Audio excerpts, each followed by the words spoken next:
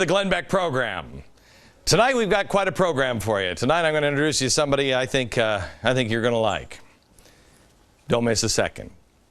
Now, let's go back in the time tunnel, shall we? Remember the debate about Obamacare? Yeah, when it was at its peak, and Crazy Glenn was on the air saying this. The left knows that public insurance option will put employer-based private insurance out of business. First of all, I've gained some lbs, haven't I? Wow, and I've gone so white. Anyway, yeah, we knew that. We knew that.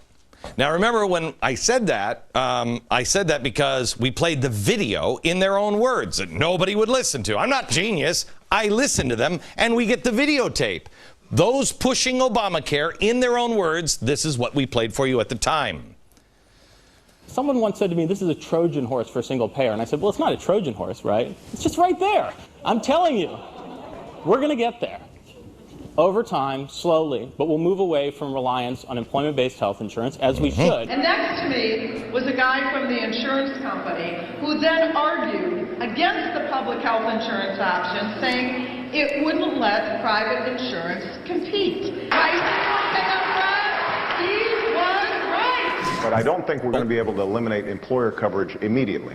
There's going to be potentially some transition process. Yeah, I think we're in that transition process right now. Their intent seemed very clear, you know, for anybody who didn't want to play politics. Yet when we pointed this out, we were called liars by a very important man. When you hear the naysayers claim that I'm trying to bring about government-run health care, know this. Yes? They're not telling the truth. No, apparently not. Shocking new study out for anybody who listened to that guy. It is now found that once Obamacare fully kicks in 2014, the amount of employers that will stop providing their employees with health insurance is vastly greater than expected. Not by me, because it's only 30%. I would expect that it would be a lot higher than that. The 30% of the employers in the country now are saying that they're just going to dump everybody into Obamacare. It's almost like this has been a Trojan horse. Of course, all of that paid for by you. Plus, the study shows employers who have a high awareness of Obamacare's ins and outs, like me, are even more likely to dump employees and send them into Obamacare to the tune of 50%. Oh, this is going to be sweet for your tax dollars. Can you imagine the doctors that you're going to have or not have, or the surgical, things that you could have or not have? Oh, it's going to be great for us. It is. It almost seems like mission accomplished for President Obama, doesn't it? Unless it's just one of those, what does George Soros call them?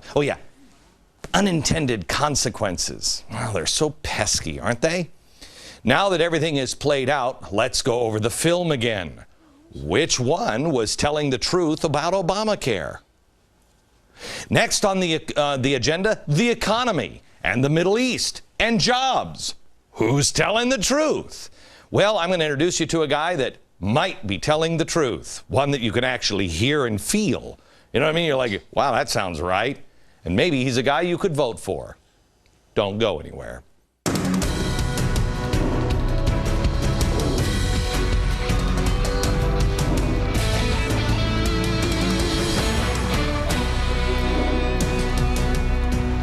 Well, hello, America. I want to be very careful and talk about the things that we need to talk about tonight. Progressives and their influence in the Middle East. Progressives have now stopped calling themselves progressives. I mean, they're doing it again, but they stopped doing it once they spooked America in 1920. In 1920, this guy was elected. He wasn't a progressive because everybody between 1913 and 1920, everybody's like, this progressive bandwagon is great. And then everybody in America was like, ah, kind of like you are now. Yeah, that's what led to this man's election. Harding won the biggest landslide in presidential election history, 60 to 34%. Yeah. That's when the term liberal became a popular alternative. I'm just a liberal. Really? When liberals started getting a negative connotation more recently, then they started hiding in the shadows again, and they started popping up in all kinds of institutions. We're a progressive organization because everybody forgot. They knew you wouldn't read history. Progressive, that made everybody go, ah! So what they did is they said, we're progressive, and we got this institution with all very pro-American sounding names like Center for American Progress. Ooh. That sounds nice. Americans for Prosperity. Americans for all kinds of cool awesomeness. You know, things like that. Well, guess what's spreading? Yet another American goodie spreading over to the Middle East. Now the Muslim Brotherhood is taking a page right out of the progressive playbook. Banned in Egypt since 1954, the Muslim Brotherhood, and the one that I've been telling you the whole time, run. Run from the Muslim Brotherhood. But no, not the progressives in Washington. No. They say they're good. They're great. Oh, they're sunshine and lollipops. Well, they're changing their names in the fashion of all good progress. My gosh, it looks like the EPA logo, doesn't it? No, it's not. It's not. It's only slightly more evil than the EPA. Yes, it's the Muslim Brotherhood's new logo. They're now legally recognized as the, you ready? Freedom and Justice Party. Oh, well, I was so wrong on this one. If I had this thing plugged in anymore, I'd call the president and apologize and tell him I was wrong. Man, you guys were so right. I didn't know the Muslim Brotherhood. I thought they were the guys with the big, huge swords. They were like, ah! No, they're the Freedom and Justice Party. They're just a happy-go-lucky secularist organization who only want freedom and justice. And who isn't for freedom and justice? Oh, I almost forgot. Another update in Egypt. They just released its longest-standing political prisoner, a leading figure in the radical Islamist jihad, and a guy suspected of assassinating President Sadat. Yeah, he was gunned down 2 years after signing a peace treaty with President Jimmy Carter, you know, Sadat. More freedom, or is that justice? I'm not sure. I'll have to ask the party. Now here's the VP of the University of Tripoli in Lebanon, who says something very, very interesting.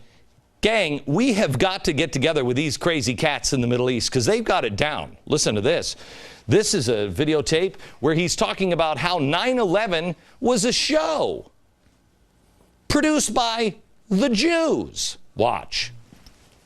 أن ضربة 11 أيلول التي حصلت في نيويورك كانت مسرحية أمريكية هزلية كبرى ضحك فيها على العالم الإسلامي. عندما نقرأ ما كتبه المنصفون من الغرب، عندما نقرأ كتاب أحد الصحفيين الفرنسيين وعنوانه بالفرنسية aucun avion n'a été écrasé à Pentagon، يعني إن أي طائرة لم تقع في البنتاغون، والتي فيها يفضح حال اليهود الذين صنعوا هذا الفيلم الأمريكي الطويل لاستباحة العراق وأفغانستان وكل العالم الإسلامي. عندما نقرأ كل هذا لا يمكن. I'm sorry, it was the White House who wanted to know why I wasn't talking about Wiener again. I don't know. Maybe this is a little more important. What do you think? The Arab Spring. Breathe it in. It's great. Freedom and justice is in the air. Here's one more little videotape from the Middle East now. This is a Muslim cleric on Sharia. Watch carefully because he's telling you about compassion. الحكمة والرحمة تقتضي أن يقتل القاتل وأن يرجم الزاني المحصن وأن يقطع يد السارق بالحق. هذه رحمة. أما مقطع إيد سارقة خائنة عشان أحمي الأمة كلها، هذه رحمة وشفقة وحكمة. بالك يا مولانا، كيف يكون الجلد؟ ناس فاهمة غلط. أولا، من الذي يجلد؟ الذي يجلد رجل وسط. ما تجيبليش بقى تايسون أو محمد علي كلاي الله يديله الصحة يجلد الراجل ده، مع أول كرباج هيموته. ولا تجيب لي واحد ضعيف عنده أنيميا وعايز محلول معالجة الجفاف يضربه، ده تعبان ده. هات واحد وسط من الرجال. Oh, I should take you the hand. That's compassion. It's going to be a fun ride right into hell, isn't it? Can I ask a question? Is there anybody that understands anymore that there is good and evil in the world? And they're pretty darn clear which one's which? It's kind of like light and dark. I don't know. I've never walked into a room that was completely dark going, wow, it's so bright in here. Let's turn down the lights. No, I can tell when it's light and I can tell when it's dark. I can tell good versus evil. I can see it. Is there anybody else that can see it anymore? Hello, Washington. Anyone in Washington that's awake? Is it just us? Is it just really? There are people who are awake. And gang, if you're awake, quite honestly, there are times I just think, to hell with everybody else. You just do what you're supposed to do. Because you can't wake these people up. They're still busy playing politics and everything else. It's up to you. Open your eyes. And you know what? People will tell, I'm wide awake and that's not happening. Those guys over there, there's no need to pay attention. Let me tell you something. You know who those people are? Those people are like my dad.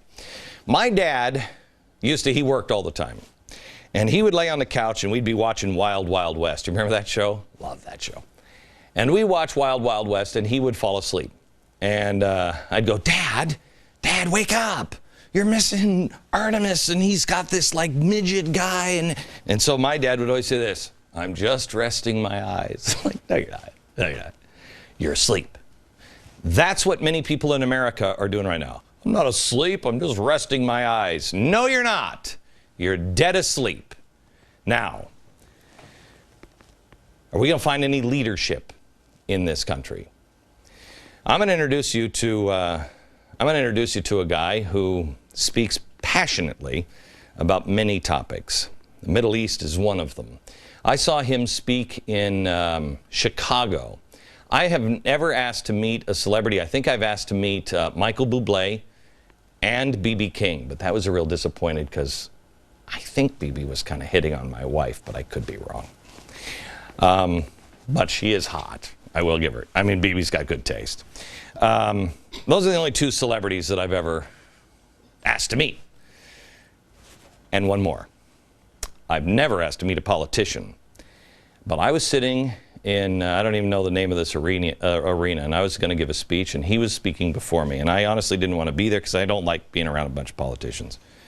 And I'm sitting there, and I'm watching these politicians speak, and this guy gets up. I've never seen him speak before, and it was one of the best speeches I've ever seen. It was riveting, and the thing I liked about it is he didn't care. He just said what he meant and meant what he said. And when he was done, it wasn't, God bless America, and hey, Judy, is that you? We got to get together. None of that. He just finished and he walked off. I loved him. I looked at one of my guys and I said, can I meet him? Because I think I'm a fan. I wanted to bring him in because I think we have, how many days left do we have on this program? 22 days left before the end of this program. And by the way, if you want to know where I'm going, what I'm doing, you can go to glennbeck.com right now. There's information up there, glennbeck.com. Go there now and find out what's happening in my life and how we can connect. Anyway, I brought him on tonight because I wanted to talk to him about jobs in the Middle East and the head of GM who wants to now impose a $1 a gallon gas tax on you. Yeah, I love him. His name is Herman Cain, the guy who doesn't want to impose a gas tax. Hello, Ben. How are you, sir? Magnificent. Thank you. Good to see you. It's a pleasure. Good to have you here. Thank you, sir. I have been watching you and listening to you, and I think you're, you know, people say that we don't have anybody to choose from. I think we have a few people out there, not necessarily the ones that everybody is crowing about right now, that we could pick from that could actually run this country. I wanted to get your opinion on a few things. Yes. First of all, are we looking at the good and evil in the Middle East, and is it really clear to see which one is which? It's real clear to those who have their eyes open. My dad used to say he was resting his eyes also. And a lot of people are resting their eyes. Glenn, it is clear as day. When I was doing my radio show for the last 5 years, that's when my eyes became more opened. Why? Just like because I looked at the issues more than just what was on the surface, I had to look a little deeper and look a little deeper. And the deeper I looked at the issues and what wasn't being done in Washington, D.C., and some of the things that were being done, like forcing legislation down the throats of the American people, it's scary. So yes, it is as clear as day. Are we? Tell me where you stand on President Obama's speech on the 1967 lines. I believe that he threw Israel under the bus. Secondly, I believe it was discourteous, knowing that Prime Minister Benjamin Netanyahu was going to be here 2 days later, to do that and then have him in Washington, D.C. It's rather hypocritical. And then leave. And then leave. I even had a reporter ask me, did I think that Prime Minister Benjamin Netanyahu, was he rude to the president after he gave him a tongue lashing in the White House? Right. I said, no. He had every right to let the president know how he felt about saying what he said when he said it. When the president says the Muslim Brotherhood, it's not a problem. Oh, I'm sorry, the Freedom and Justice Party. Yes. Not a problem. They a problem? It's a problem. Why? Been a problem from the beginning because it's a terrorist organization. They can change the name all they want to, but it's not going to change their stripes. You're going to get heat because I've already seen it. You get heat because you said in response to a question, and I can't remember exactly what it was, but this is the way it's being spun. You said you would not appoint a Muslim to anybody in your administration. The exact language was, when I was asked, would you be comfortable with the Muslim in your cabinet? And I said, no, I would not be comfortable. I didn't say I wouldn't appoint one, because if they can prove to me that they are putting the Constitution of the United States first, then they would be a candidate just like everybody else. My entire career, I've hired good people, great people, regardless of their religious orientation. So wait a minute, are you saying that it is that Muslims have to prove there has to be some loyalty proof? Yes, to the Constitution of the United States of America. Well, would you do that to a Catholic, or would you do that to a Mormon? Nope, I wouldn't. I wouldn't.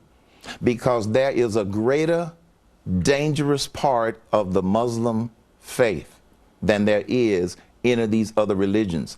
I know that there are some Muslims who talk about, but we are a peaceful religion. And I'm sure that there are some peace-loving Muslims. I know them. I know them. I know some too. Yeah, okay. I absolutely do. So this isn't casting a label on all Muslims. When that guy asked me that question in the middle of a rapid-fire Q&A session in Iowa, it came out of nowhere, number one. Let me tell you what was in the back of what I immediately thought of, which is why I answered the way that I did. I heard Prime Minister Benjamin Netanyahu give a speech a few months after 9/11/2001. And I will never forget what he said in that speech. So that's my point of reference. Number one, terrorism is going to last a long time. Yep. He said, this is what Americans have got to learn. And he said, number two, they want to kill all of you. No question. That wasn't great. That was real clear. So your Constitution thing is because of the Sharia law, which everyone denies is happening, but we see Sharia law being creeping into our society. Yes, and people are denying it. Are you familiar with what happened in Oklahoma in 2008? They had on the ballot in Oklahoma. Oh, yeah. Yeah, okay. 2008, they had it on the ballot. 70% of the voters said no Sharia law in Oklahoma courts. Then the local unit of CAIR, Council of American Islamic Relations, got a federal judge to issue an injunction to prevent carrying out the law.